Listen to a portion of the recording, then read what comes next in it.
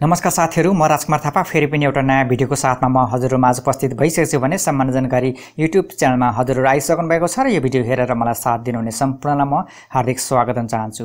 साथीहरु, आजको यो भिडियोमा मैले बोया कम्पनीको वायरलेस माइक्रोफोनको अनबक्सिङ र यो माइक्रोफोनले रेकर्ड गरेको आवाज मैले हजुरहरुमाझ प्रस्तुत गर्न गएको छु। यदि हजुरले यो माइक्रोफोन अथवा जुन वायरलेस माइक्रोफोनले कतिको रेकर्ड आवाज राम्रो गर्छ त भनेर सुन्न चाहनुहुन्छ भने यो भिडियोलाई अन्तिमसम्म हेर्नुहोला।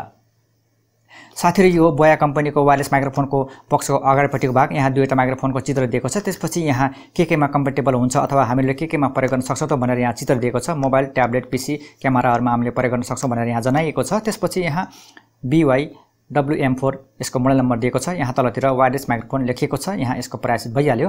त्यसपछि यसको पछाडिपट्टि भागमा यसको फिचरको बारेमा दिएको छ। त्यसपछि यहाँ हामीले सम्पूर्ण जानकारी र फिचरहरु हामीले यहाँ पढ्न सक्छौं, जुन कि तपाईहरुले यहाँ पढ्न सक्नुहुन्छ।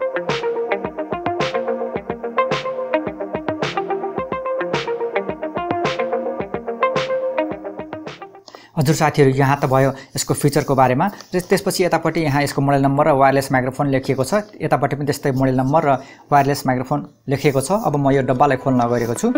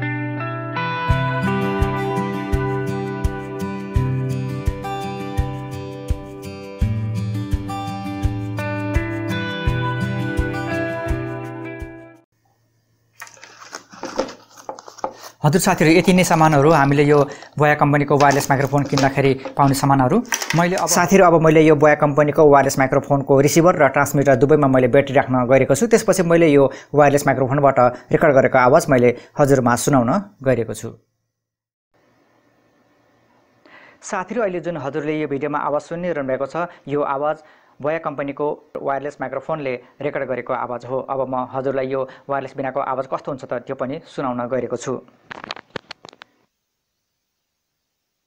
साथीहरु, जुन अहिले हजुरले यो आवाज सुनिरहनु भएको छ, मैले वायरलेस माइक्रोफोन प्रयोग गरेको छैन, केवल मोबाइलले रेकर्ड गरेको आवाज मात्रै हो। हजुरले थाहा पाइहाल्नुभयो कि पहिलाको आवाज र अहिलेको आवाजमा कतिको भिन्नता छ भनेर।